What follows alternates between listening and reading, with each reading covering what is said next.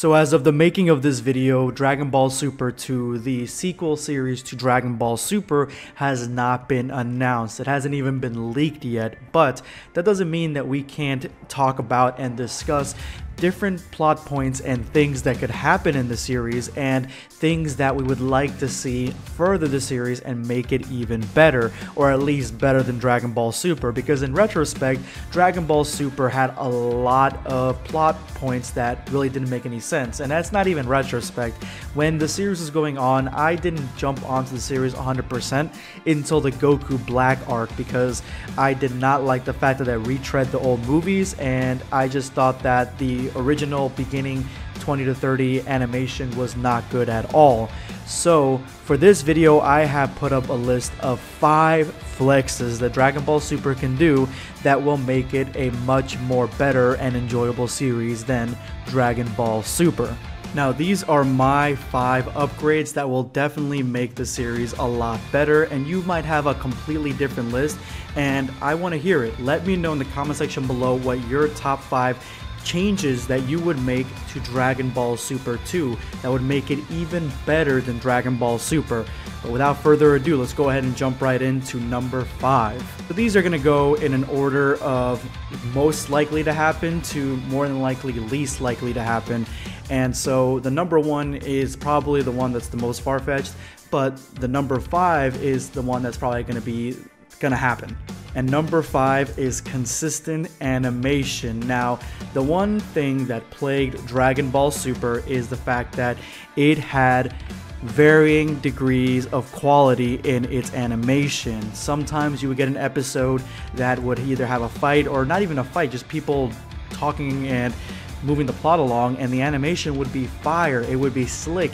They would have their top guys working on that episode, and then the next episode would be complete garbage, like they gave it to the beginners club at the animation school for drawing and animating anime. Consistent animation is key for creating a really well done and well received, critically acclaimed series. I mean, story is really important too, but if the show looks like crap, then the story really can only push it so far along, and these 5 points will cover not only story but animation. But this one is more than likely to happen because they are going to be continuing on with the Shintani design. They're going to be continuing on with making the animation look as Shintani-esque, making it look as slick and awesome as possible. So this one more than likely is going to come true. Number 4 is a great villain. Now this one is also more than likely going to come true because in the Dragon Ball Super manga we already have a great villain, or at least one that has really interesting roots, that has an ability to become really great, and that is Moro. Now I'm not saying that I want Moro to be in Dragon Ball Super 2. Honestly, I think they should go a completely different route, so we're not retreading the manga. But I do think that they're going the right path because Moro is an extremely interesting villain. He isn't one of the greats yet. He doesn't have a backstory that really lends him to be one of the greats. He's essentially a Dragon Ball Super villain with a little bit more firepower and just new abilities and hacks that we have not seen yet. But he may have something in his background, something that goes on to the end of the chapter that will make him great. And I think that they're going the right direction with him. I think that they can make great villains in Dragon Ball, and they've done it in the past. But really, Dragon Ball Super only had the one villain, which was Goku Black. And if you really want to boil it down, it was Zamasu. Merge Zamasu, both Zamasus, Goku Black. Basically just Zamasu was the evil villain in Dragon Ball Super. There really wasn't anything else besides that, and if I don't count Frieza, because Frieza was the villain for Dragon Ball Z. So I think that this one is more than likely to happen. I do have faith that they're going to do it, and again, they already done Moro right, so I think that they will definitely do this possible evil villain right. Number 3 is Planet Sadala. Now we're getting into the territory where these things may not come into fruition. This stuff may not happen. Planet Sadala is right there in the middle. It's on the verge of possibility and reality, and the reason I'm saying it's on both is mainly because it is a storyline that everybody wants to see, but I don't feel like they're gonna pull the trigger on it, even though they heavily hinted at the end of the Tournament of Power that Vegeta wants to save the Saiyans. He wants to see the Saiyan King on planet Sadala, and he's got a really intimate connection to Kaba, which, I mean, happened all of a sudden, but I think that he sees himself as maybe like a father figure for Kaba, even though probably Kaba has a father. But yeah, Planet Sadala is one of those storylines that everybody would like to see in animation form and even in manga form, and I do think that we will eventually get some sort of storyline in that realm, but again, it may be somewhere deep in the distance because it could never happen.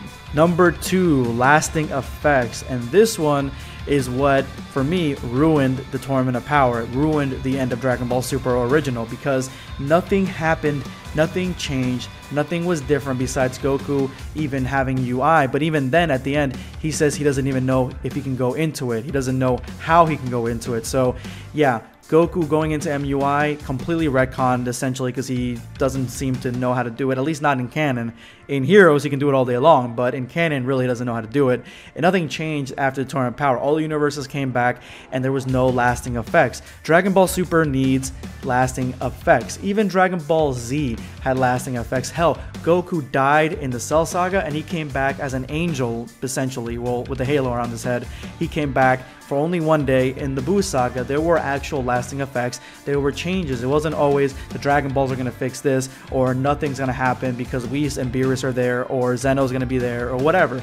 There wasn't anything like that in the old series, at least not to that great of an extent, and so Dragon Ball Super feels like it doesn't mean anything when at the very end, nothing changes, nothing happens, everything stays the same, which again is the biggest problem that I had with the end of Dragon Ball Super. Now, I have this at number 2, mainly because I don't think that they're gonna change anything. I don't think that they're gonna have lasting effects. Storyline, I think that Dragon Ball Super 1 showed them that they can have everything be the same and everybody will be fine with it, and it sucks. So that's why I'm gonna put this at number 2, because I don't think this is gonna happen. I think that we're gonna be still getting storylines that don't change anything, and it's gonna be extremely disappointing.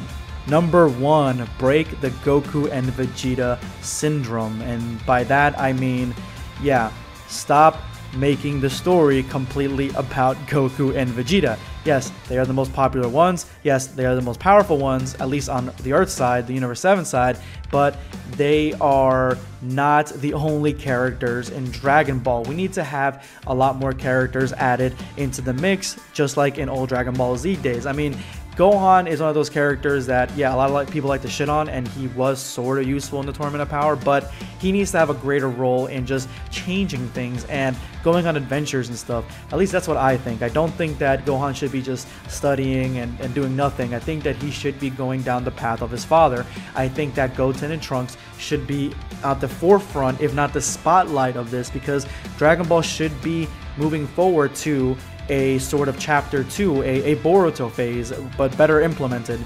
They should have a greater focus on Goten, Trunks, Pan, Bulla, Marin, Oob. Those are the characters that we should 100% be focusing on, because that is the future of Dragon Ball. You have these extremely interesting, at least concepted molds.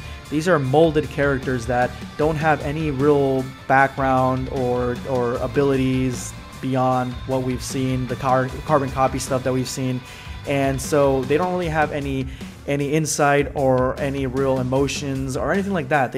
They're blank slates, but they're interesting. Goten is interesting. Trunks, they're all interesting. They can all have different personalities and different things that happen to them, but we need to get away from Goku and Vegeta a little bit. At least interject some of these other characters into the story a little bit more. I cannot wait till Oob enters the fray, because Oob is one of those characters that can definitely break the mold. He was at the end of Dragon Ball Z, and he's gonna be in Dragon Ball Super. It's probably gonna happen in the Moro arc, and so I have this at number 1 because it's not gonna happen. Vegeta and Goku are the most popular characters in Dragon Ball, and they make the most money. Dragon Ball Super Broly basically showcased that, yeah, those are the ones that you want to bring in the views, bring in the numbers, bring in the audience. So more than likely this is not going to happen, but I can still dream, can't I?